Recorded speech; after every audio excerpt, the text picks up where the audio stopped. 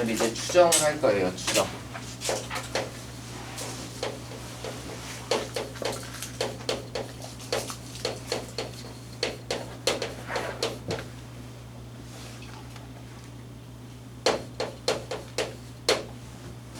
자, 지금 이제 배운 내용을 보면 이런 거죠. 모집단이 있어요.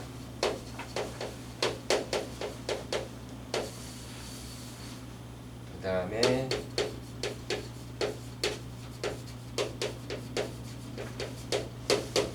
표본 집단들이 있죠. 그 다음에 하나의 표본 집단이 있어요.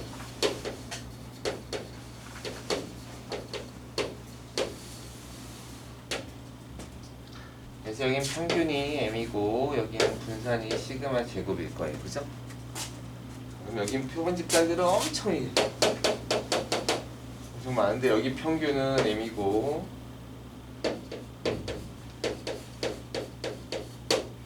그 다음에 여기 분산은 m분의 시그마 제곱이 될 거예요. 표본 집단은 항상 이제 집단의 크기가 필요하고요. 여기 평균은 어떤 x바를 가질 거고요. 분산은 약 시그마 제곱의 값을 가질 거라고 알고 있어야 되죠. 그럼 지금까지는 이제 이걸 통해서 이거를 구하고 여기서 하나를 뽑았을 때 그게 어디에 속할 확률을 구하시오 이런 식의 문제들을 푼 거죠. 그러니까 얘를 이제 기본적으로 이렇게 풀어온 거예요. 자, 조금 이제 이건 별로 그렇게 중요한 얘기는 아닌데 우리가 이제 자료 조사를 한다는 걸 확률 변수로 나타내잖아요. 그죠? 근데 확률은 선생님이 처음부터 수업할 때부터 이제 그런 얘기를 했어요. 미래에 일어나는 일. 그쵸? 그러니까 사실은 우린 자료 조사라는 게 되게 재밌는 게 확률로 계산한다는 건 미래에 일어날 일에 대한 자료를 조사하고 있는 것과 같아요. 그러니까 가능성을 이야기하고 있었던 거죠. 또는 과거에 있었던 자료를 데이터로 해서 과거에 있었던 자료로 보니 통계적 확률로 이거분의 이거의 확률을 따르고 있습니다. 그러면 앞으로 일어날 일들은 어디에 속할까요? 이런 걸 물어보고 있는 거예요. 알겠죠? 이게 이제 확률 변수의 가장 큰 핵심이야. 확률 변수를 쓴다는 것은 미래에 있는 일에 대한 이야기를 한다는 거고 우리가 이때까지 이렇게 확률로 썼다는 건 이게 미래에 관한 일이잖아. 근데 이제 n이 x가 1부터 쭉해서 n까지 있을 때 P1부터 Pn까지 이렇게 설명을 한다는 것은 두 가지적인 의미로 해석할 수 있죠. 이게 일어날 확률이, 이게 미래에 발생할 확률이 이렇다라고 볼 수도 있는 거고 조금 좋게 얘기하면 수학적 확률이라는 게 그런 거니까 통계적 확률이랑 봤을 때 이때까지 자료를 봤더니 이게 일어날 경우가 이 정도의 확률의 값을 갖고 있습니다 라는 뜻으로 볼 수도 있죠. 통계적 확률. 그럼 앞으로 여기 K라는 일이 일어날 확률을 구하고 싶은 거예요. 또는 어떤 정규 부포를 따르고 있을 때 우리가 어떤 일이 발생한 뭐보다 작거나 뭐 이렇게 있을 때 요 안에 들어갈 확률이 대충 얼마입니다를 찾아낼 수 있는 거죠. 평균을 통해서. 그쵸? 이제 그게 이제 여러분이 지금 하고 있는 작업인 거예요. 시제를 얘기 안 하다 보니까 조금 어려워지는 게 뭔가 좀 애매한 문제가 있지만 그래서 문제를 보면 뭐 불량품을 뽑았거나 뭐를 하거나 교통시간을 체크하거나 뭐 이랬을 때 그러면 그 사람들이 몇 분 안에 들어올 확률이 얼마야? 라고 미래의 일을 물어보고 있는 거죠. 그래서 그렇게 시제적인 참고가 있어요. 그럼 이제 와서는 뭐를 할 거냐면 이제부터 이때까지 흐름은 이런 흐름이었다면 이런 흐름이었던 거죠. 모집단이 있고 모집단을 난 알아. 거기서 만약에 표본 집단을 하고 그 다음에 표본 집단들에 대해서 보고 그 다음에 그 중에서 이제 여기서 하나를 뽑은 거지. 여기 이렇게 보는 게 아니라 이렇게 보는 거죠. 이렇게 보는 게 아니라 이렇게 보는 거죠, 그죠? 그래서 이 표본 집단이 그러면 이렇게 될 확률이 어떻게 돼? 라고 물어본 거였어요. 그럼 이제부터 추정은 뭐냐면 얘를 알고 있을 때 얘를 알고 싶어 라는 거예요. 얘를 알고 있을 때 이제 진짜로 조사를 했어. 조사를 했더니 얘를 알고 싶어 라는 거예요. 그럼 뭘 알고 싶어? 뭘 알고 싶어? 이거를 알고 있는 거잖아. 이거를 알고 있다는 건 분산을 알고 있다는 거죠. 그럼 평균은 어떻게 돼? 이렇게 물어보는 거야. 왜? 이 평균과 이 평균은 같을 이유가 없으니까. 없으니까. 그래서 이제 모평균의 추정이라는 것은 몇 가지 이제 단어를 보는 거죠. 그래서 추정이라고 하는 것은 흐름과 관점만 이해하면 이 단어는 굉장히 간단하고 시험 문제에 나와도 그렇게 어렵지도 않고 너무 명확하게 정리가 돼 있어요. 그래서 이 관점만 정확하게 보세요. 추정이라는 것은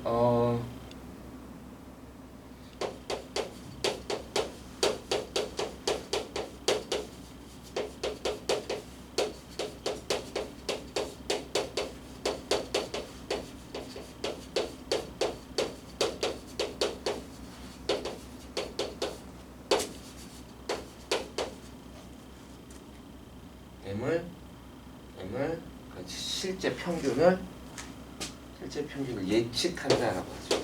예측.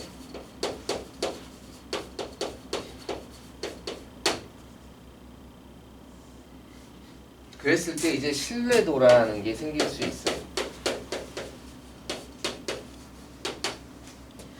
여기서 쓰는 건 95%와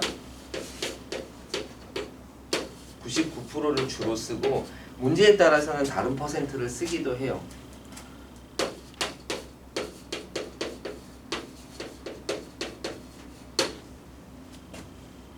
신뢰도라는 건 얼마나 정확해? 이 정확하다는 게 사실 의미가 애매하지, 그치? 정확하다는 건 90%의 정확성을 갖는다는 건 뭐야? 내가 10번 얘기했을 때 한 번은 틀릴 수 있어 라는 뜻이에요. 그렇죠? 한 번은 틀릴 수 있어. 근데 그 우연찮게 한 번 얘기한 게 그 10번 중에 한 번일 수도 있어요. 그렇죠? 그러니까 90% 정확하다는 건 그 역시 확률적인 이야기죠. 자, 그러면 이 정확도 안에서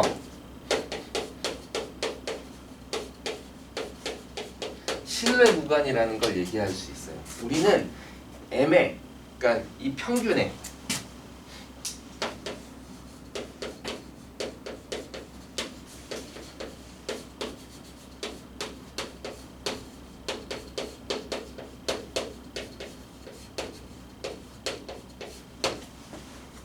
예측 범위를 하는 건데 이걸 신뢰도에 따라서라고 할 수 있겠네요.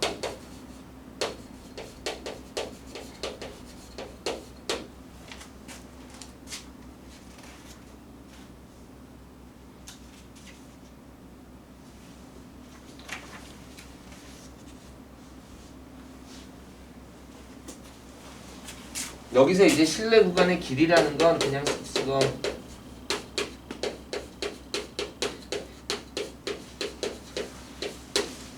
신뢰 구간의 길이라는 건 그냥 요 신뢰 구간 이거의 실제 길이를 얘기해요. 정말 신뢰 구간의 길이야.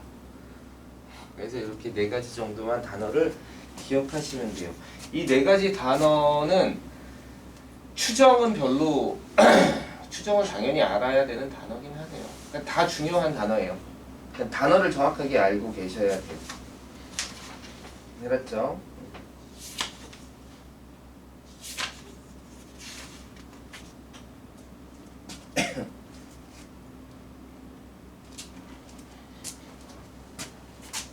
자, 그럼 이제 좀 해봅시다. 모집단에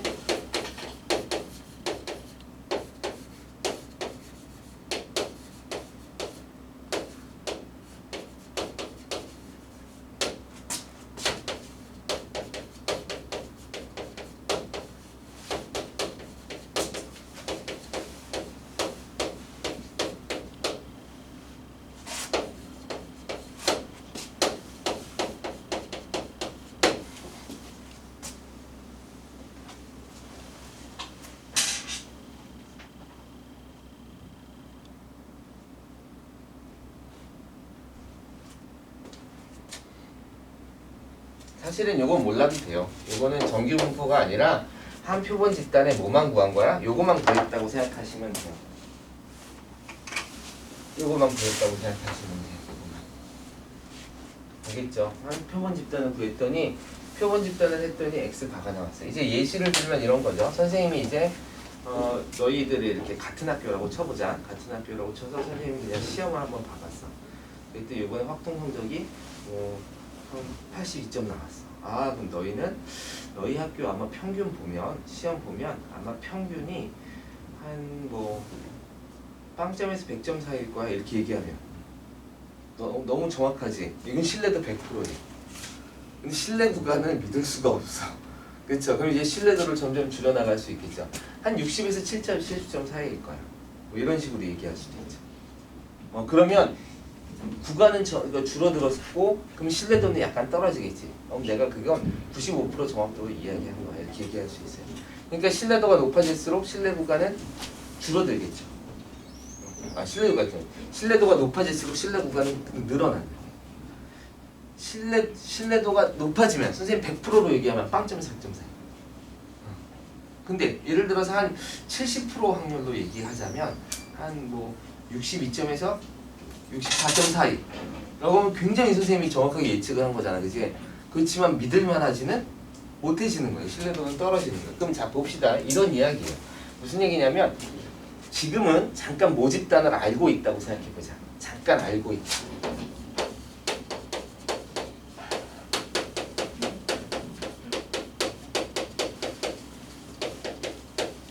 그럼 알고 있다고 생각하면 이렇게 될 거고 이렇게 평균에 이게 기울어질까?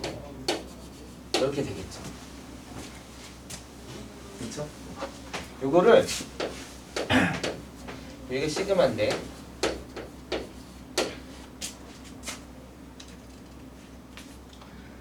어떤 이렇게 여기 Z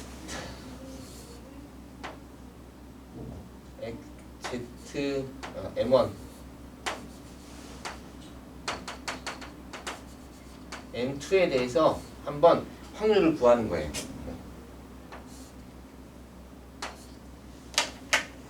M1, M2에 대해서 확률을 구할 건데 M에서 M2까지의 확률을 한번 구해보면 M1까지의 확률을 구해보면 이 확률이 얼마가 나오기를 바라냐면 잠깐만 요건 이제 천천히 쓰세요.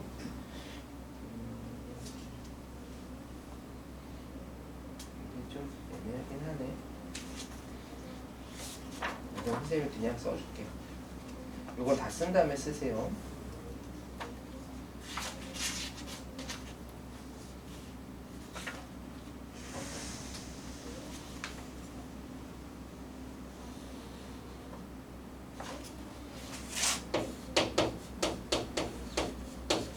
0.4750이 되고 싶어요. 그러면 이거를 Z로 바꾸면 자, 그 다음에 또 하나는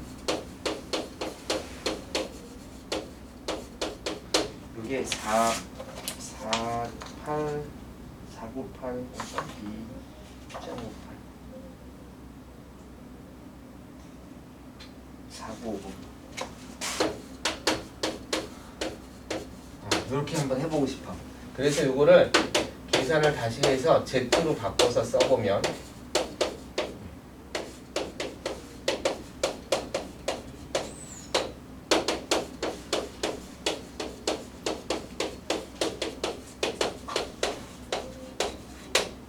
여기가 얼마가 나오냐면 1.96이 나오고요. 여기가 2.58이 나와요.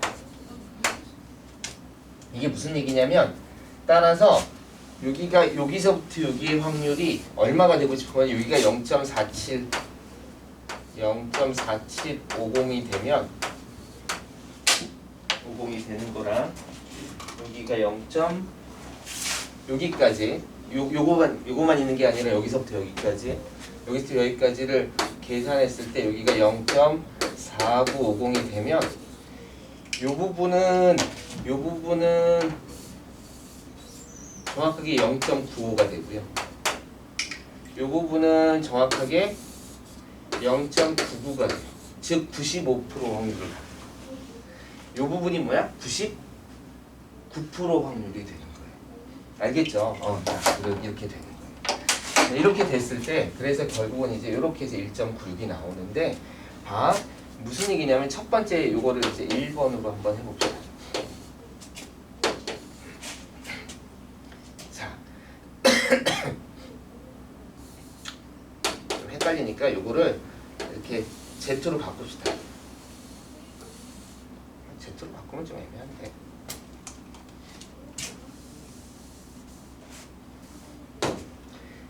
M1이 지금 얼마인지 몰라도 적어도 요만큼의 확률이 0.4750이 됐다는 건 알고 있죠. 자, 그러면 봐. 이 안에 들어갈 이게 1번으로 해서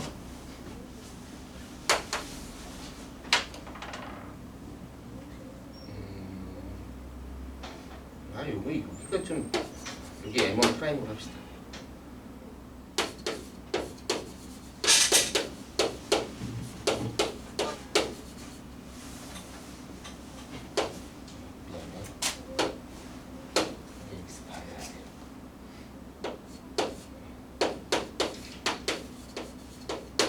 자, 여기서부터 여기까지의 넓이가 0.95라는 건 여러분이 어떤 X바를 하나 골랐을 때 이 안에 들어갈 확률이 95%라는 얘기죠.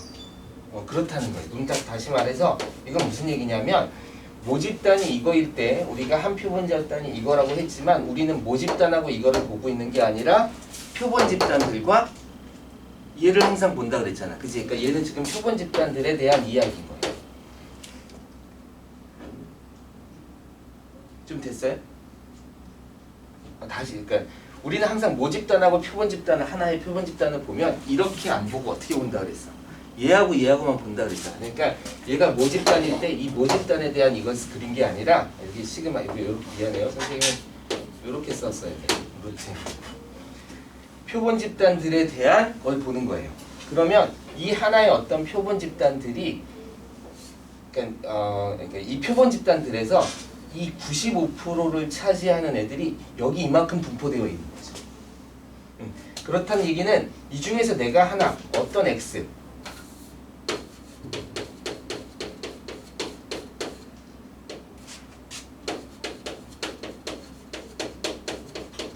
선택하면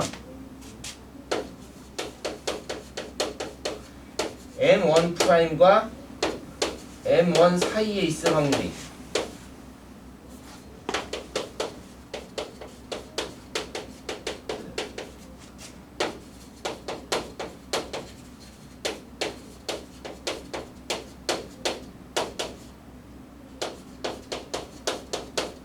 이런 이야기인 거죠. 무슨 얘기인지 알겠죠? 이 분포가 이렇게 돼 있다는 건 내가 어떤 하나의 표본을 딱 뽑아서 걔 평균을 딱 확인하면 걔가 요 사이에 있을 거야. 몇 프로로? 95%로. 이렇다는 뜻이에요. 두 번째에서 P가 M2 프라임에서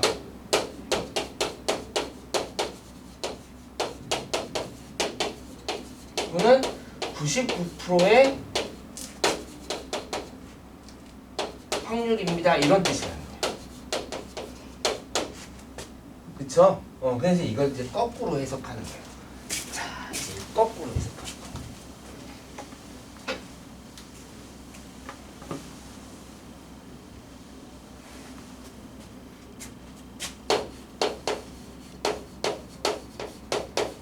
실제는 모르는 거잖아, 그치?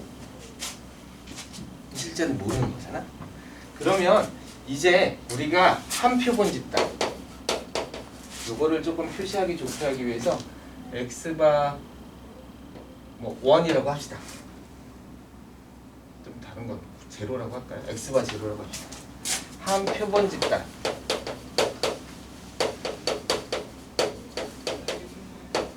의 평균 X바 제로는 95% 확률로 95% 확률로 M1 프라임보다는 크고 이게 선생님이 X바라고 썼으면 더 훨씬 예뻤을 거예요.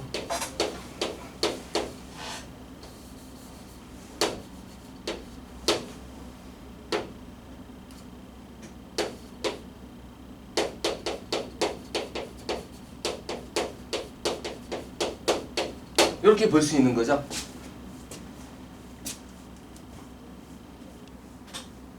맞아요?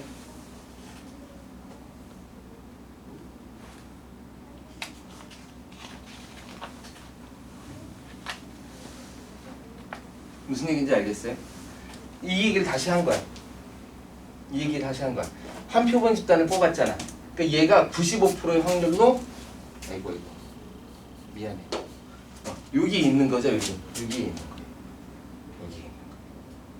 자, 이렇게 있기 때문에 이제 여기서 이런 생각을 한번 해봅시다. 내가 이 값은 뭔지 모르지만, 이 값은 M1, M2는 모르지만 이거는 알고 있잖아.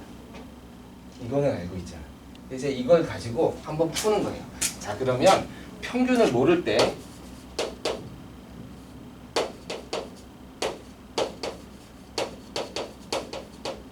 모르지만 이렇게 합시다. 모르지만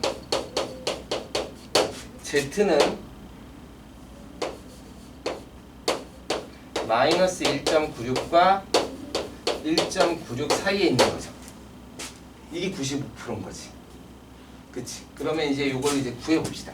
요거 Z는 어떻게 되냐면 X바를 평균 M으로 나누고 그 다음에 루트 M분의 시그마로 나눠준 값이잖아. 그게 이제 1.96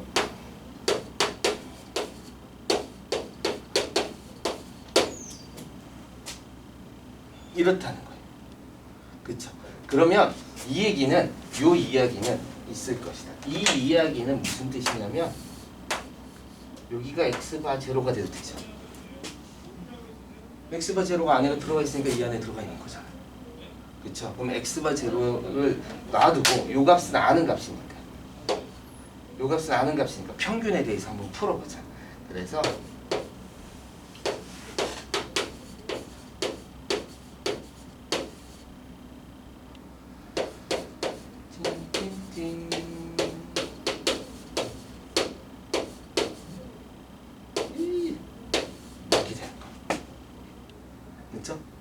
그 다음에 뭘 푸는 거냐면 이건 아는 값이니까 m에 대해서 푸는 거야.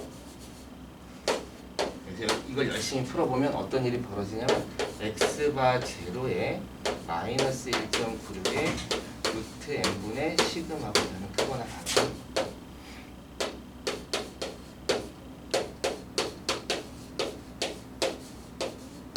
이렇게 식이 나와요.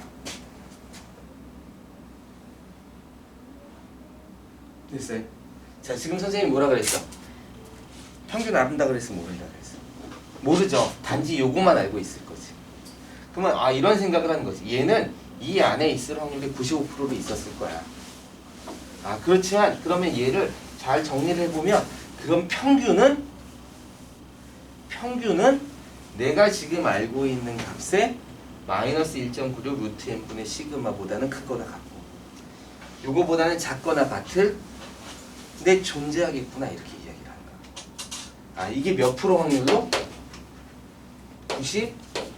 95% 확률로 이렇게 되는 거예요. 알았어요? 그럴 때 우리가 이제 이걸 뭐라고 부르냐면 신뢰도라고 부른다는 거예요. 이걸 뭐라고 불러요? 신뢰 구간이라고 부르는 거예요. 개념은 이런 건데 그냥 이 식만 쓰면 사실은 답이 다 나와요. 이해됐어요? 네. 그러니까 이렇게 생각하는 거죠. 만약에 알고 있었을 때 M은 중심으로 이렇게 놨을 거고 내가 이 중에 하나를 뽑았으면 아, 걔는 95% 확률로 아마 이 안에 있었을 거야. 그지? 조금 있으면 뭐 할 거야? 99%도 할 거예요. 그죠? 그러면 요거 1번만 갖고 해보자. 그러면 그 95% 확률로 이 안에 있었을 거야. 아, 그러면 그 얘기는 내가 평균을 모른다 하더라도 적어도 하나의 요 안에 95%는 요 안에 들어가 있었을 거야 라고 생각해 볼 수 있는 겁니다. 그럼 그거를 이거는 모르지만 95%의 확률을 나온 Z에 대해서 생각해 보면 이 값이 이거를 만족할 거 아니에요. 그쵸? 이 식을 만족하고 있을 거 아니야. 그렇기 때문에 95%가 나온 거잖아. 그치? 그럼 요 안에 있는 거잖아. 요 안에 있으면 요거를 선생님이 그래서 여기 써준 거예요. 요걸 요렇게 요거 선생님이 지금 평균부터 했지만 원래는 어떻게 되는 거냐면 M1 프라임부터 요렇게 되는 거니까 이쪽 양쪽 2배가 돼서 95%라고 되는 거잖아요. 그죠? 그럼 이거를 계산했더니 이게 나온 거잖아. 즉 마이너스 1.96부터 1.96까지가 나온 거잖아요. 그죠? 그럼 이걸 다시 정리해보자. 그럼 여기서부터 시작해서 정리를 해보자. 그럼 이 식이 성립했었고 이 식이 성립했는데 이번에는 얘를 알고 있고 얘를 모른다 그러면 이걸 잘 정리해서 평균에 대해서 정리하면 이 식이 나오는 거니까 이걸 내가 아는 값이니까 내가 지금 조사한 값에서 이만큼 뺀 값부터 조사한 값에서 이만큼 더한 값 사이에 실제 평균이 들어가 있을 수밖에 없겠구나 라고 이야기할 수 있는 거예요. 그래서 우린 추정을 할 수 있는 거예요. 알겠죠? 이게 이제 추정의 문제예요. 그랬을 때 이 구간을 신뢰 구간이라고 하고 1대의 의미하는 확률을 신뢰도라고 하는 거예요. 됐어요? 정리할 사람 정리하고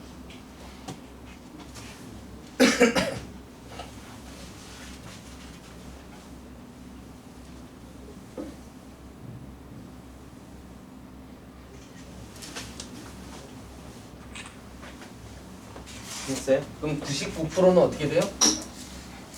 요거 조금 기억해둬요. 2.58. 요거는 이제 책에 나오기 때문에 외워야 되는 경우는 많지 않을 거예요. 아마 신뢰도를 문제에서 알려줘요.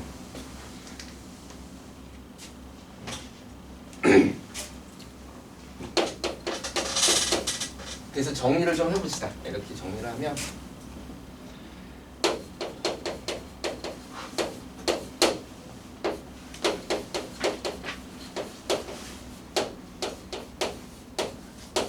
신뢰도가 95%면 신뢰 구간은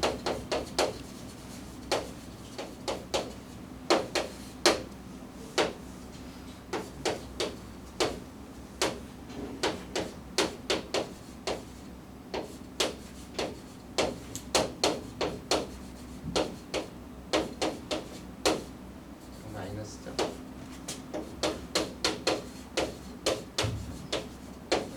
이렇게 될 거고 신뢰 구간의 길이는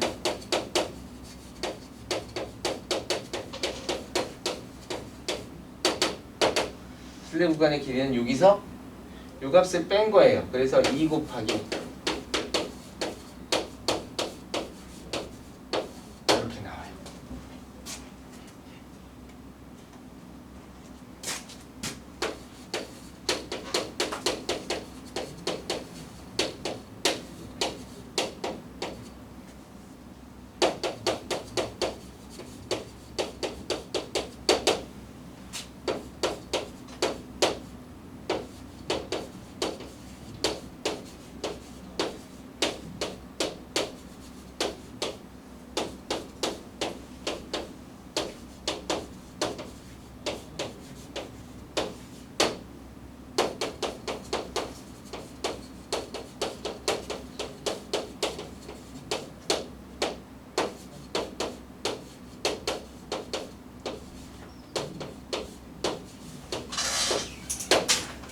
정리하시면 되겠죠?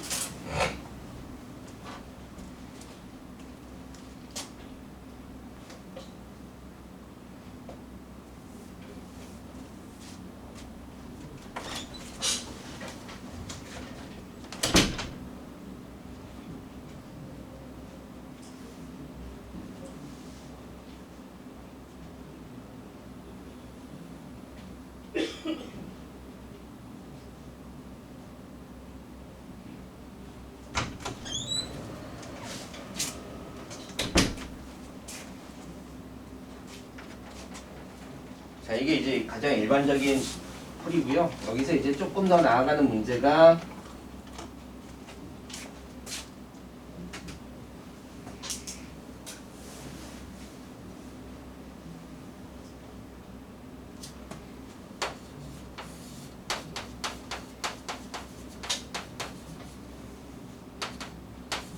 이렇게 나오죠. 그냥 알려줄 거예요. 신뢰도가 얼마로 할 때, 그럴 때 이제 우리는 어떻게 구해요? 여기 보면 마이너스 이 K 값을 알려주게 돼요. 근데 거기에다 그냥 집어넣고 그냥 푸시면 돼요.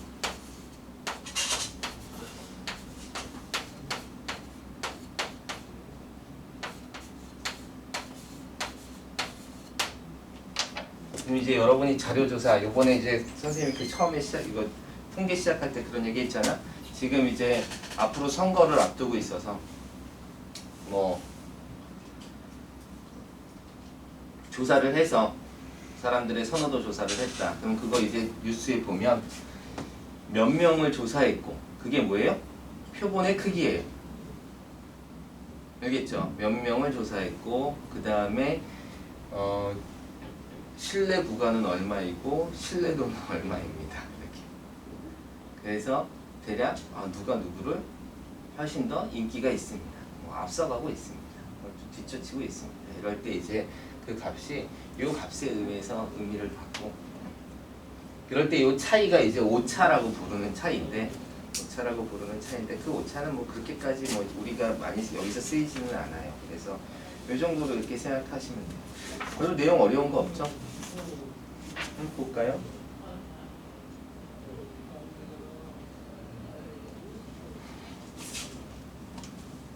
이 지우면 될까요?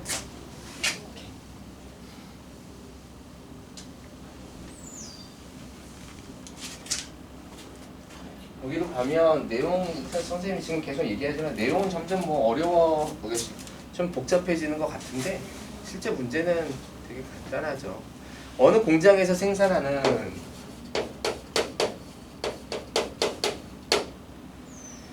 형광등의 수명이 100시간이 돼. 표준 편차가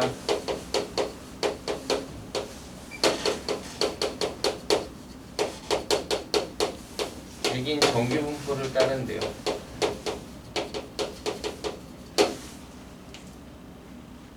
(400개를) 임의로 추출하여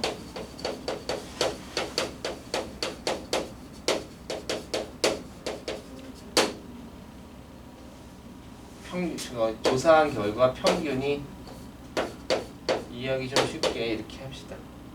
7,000시간이었습니다.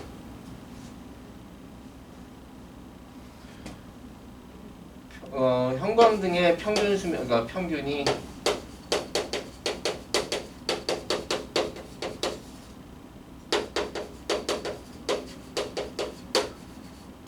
M일 때 95%로 M을 추정하세요. 이렇게 99%로 추정하세요. 이렇게 나오는 거죠. 그리고 뭐라고 나와 있냐면 P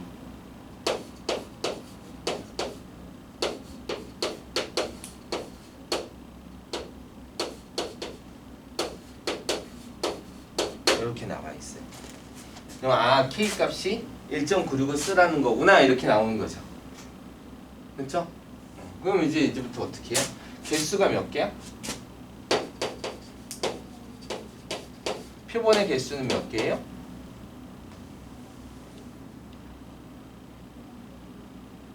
문제를 너무 어렵게 냈나요? 400개를 임의로 추출했죠? 그러니까 400. 표준 편차는 지금 뭐 표준 편차를 알려줬죠? 근데 간혹 가다가 400개를 임의로 추출했는데 그걸 표준 편차를 알려주는 경우도 있어요. 그럼 이 표준 편차를 모 표준 편차로 해도 된다 그랬죠. 우리가 이제 모 표준 편차랑 모분산이랑 한 표본 분산이랑은 어떻다?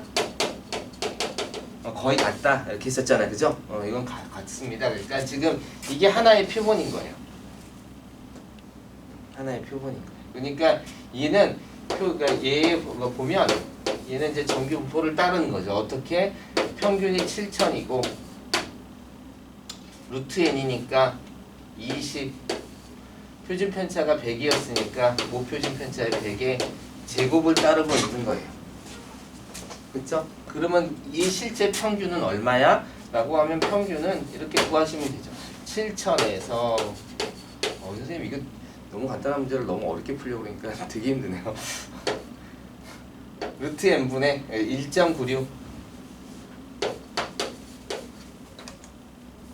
곱하기 루트 n분의 20 곱하기 시그마 100보다는 평균이 클 거고 7000보다 1.96 곱하기 더하기 20분의 100보다는 작겠죠, 그죠? 이거 계산하시면 돼요.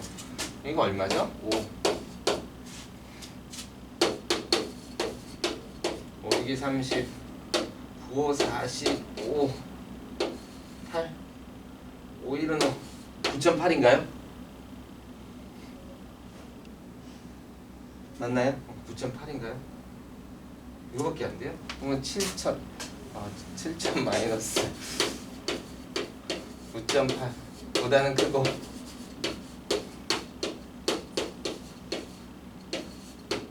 이거 이렇게 하시면 돼요. 이게 답인데 69902래요. 그러네요.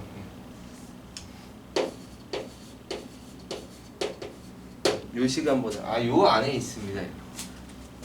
7천에 비해서 그렇게 되게 그렇죠? 이 정도 되면 돼요. 해볼 수 있죠? 어렵지 않아요.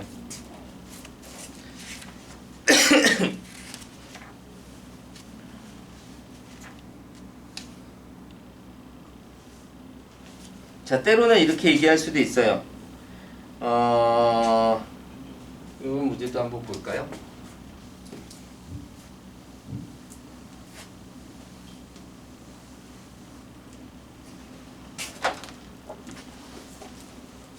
표본이 커지면 신뢰도가 높아도 이 구간이 짧아져요. 그쵸? 왜냐면 표본이 커지면 실제 다 조사하는 거랑 점점 가까워질 거 아니야, 그치? 그러면 얘의 값이 전체 평균을 대변하기가 훨씬 점점 더 명확해져요. 표본이 커지면 좋기는 좋죠. 근데 그게 뭐 다 따를 수는 없는 거죠. 그래서 표준 편차가 3인 정규 분포를 따르는 모집단 의 평균을 95%로 추정할 때 모평균과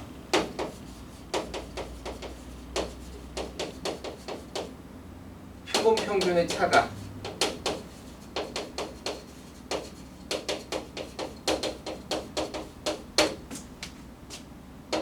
1 이하가 되도록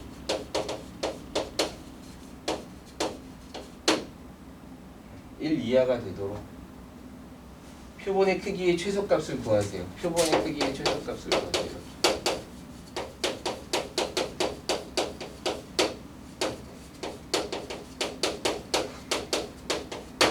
이렇게 문제를 냈다고 봅시다. 보세요. 조금 있으면 다 끝나요.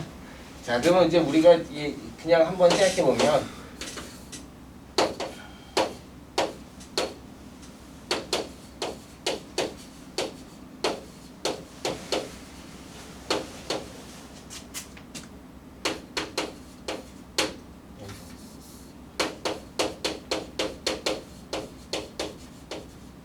이렇게 되잖아요. 근데 모평균과 표본 평균의 차니까 여기서 이거 빼주면 돼요. 그래서 이걸 사실은 구하라는 거예요. 이거를. 어떻게 정확한 의미에서는 사실은 이거였죠, 이거. 이거를 사실은 구하고 있는 거예요. 이거를 구하고 있는 거예요. 그러면 이거를 구하면 x바 빼고 여기서는 이렇게 뺍시다. 그럼 1.96에서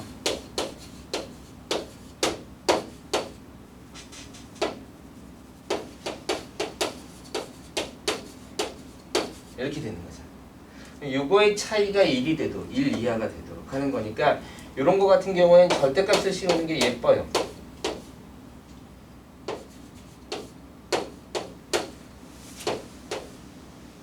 그럼 양쪽 2배니까 이게 바로 2 곱하기 1.96의 루트 n분의 시그마인데 시그마가 3이라 그랬죠? 3 이렇게 돼요. 이게 얼마가 되도록? 1 이하가 되도록 이렇게 얘기를 하는 거죠. 2분의 1인가? 차니까 요거네요. 요게 맞네요. 여기서부터 여기까지가 1 이하가 되는 게 아니라 이 차이가 1 이하가 되도록 이렇게. 요게 1보다 작아지도록 이렇게 푸시면 돼요. 됐죠? 그래서 요게 1보다 작도록. 그래서 요 문제를 푸시면 이제 n의 값이 나올 수 있죠? 그래서 이렇게 푸시면 될 것 같아요.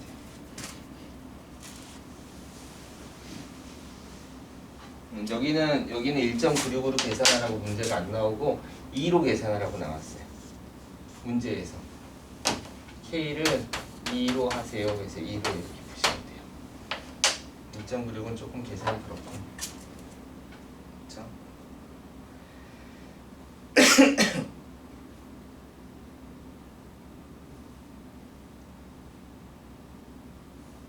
뭐 선생님 잘못 풀었네.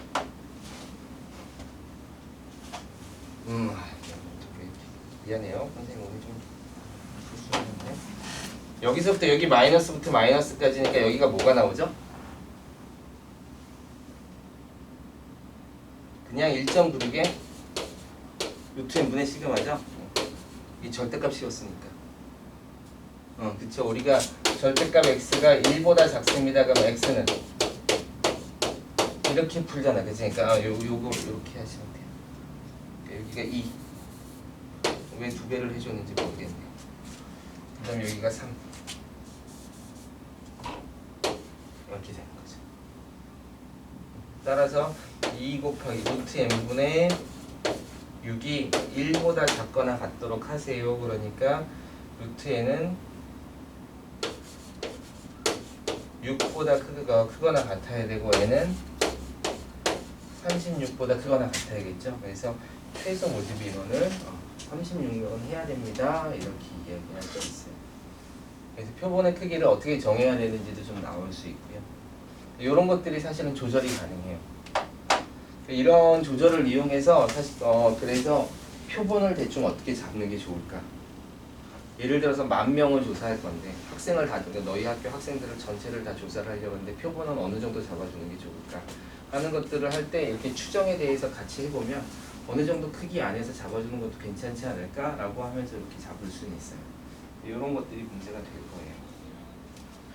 자, 맨 마지막 거까지 끝냈으니까 여기까지 하시면 되고요. 숙제는 끝까지 하는 걸로 하세요. 지금 끝날 시간인가요? 아직은 아니죠? 2시까지지? 1시 반. 1시 반까지야? 왜 시간이 헷갈리지? 2시간 다 끝나가네? 알았어요. 좀 정리해서 보내줄게요.